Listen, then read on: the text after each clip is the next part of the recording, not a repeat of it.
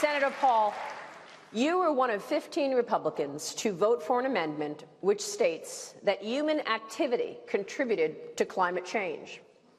Is it possible to continue this boom and move toward energy self-sufficiency while at the same time pursuing a meaningful climate change program? The first thing I would do as president is repeal the regulations that are hampering our energy that the president has put in place, including the Clean Power Act. While I do think man may have a role in our climate, I think nature also has a role. The planet's 4.5 billion years old. We've been through geologic age after geologic age. We've had times when the temperature's been warmer. We've had times when the temperature's been colder. We've had times when the carbon in the atmosphere has been higher. So I think we need to look before we leap. President's often fond of saying he wants a balanced solution. But really, we do need to balance both keeping the environment clean. We will have some rules for that. But we got to balance that with the economy. He's devastated my state. I say the president's not only destroying Kentucky, he's destroying the Democrat Party down there because nobody wants to associate with him. So what we really need is somebody that understands that we do need energy of all forms. And that means we will have solar and wind and hydro, but we will still have coal and we still will have natural gas. And we've got to have an all-of-the-above policy.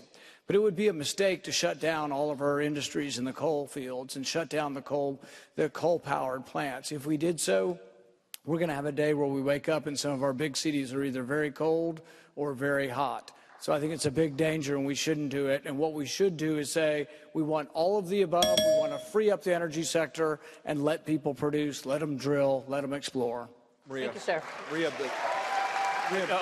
Maria, critically, when it comes to climate change, we've had a 10% reduction in carbon emissions, and it isn't because of Solyndra. It isn't because of the central planners in Washington, D.C. It's because we've had a great American success story. The explosion of natural gas, taking two existing technologies and applying it through innovation has created lower carbon emissions, lower energy costs. 40% of all the economic activity in the age of Obama has come from the energy sector, and Hillary Clinton wants to suppress that. I think we ought to be expanding this. High growth is the path to lower carbon and more jobs. I know for a fact, as governor of the state of Florida, we created the largest land purchasing programs and environmental cleanup programs because we had a growing economy. Our revenues were growing at 4.4%. It allowed for resources to be able to protect the natural systems.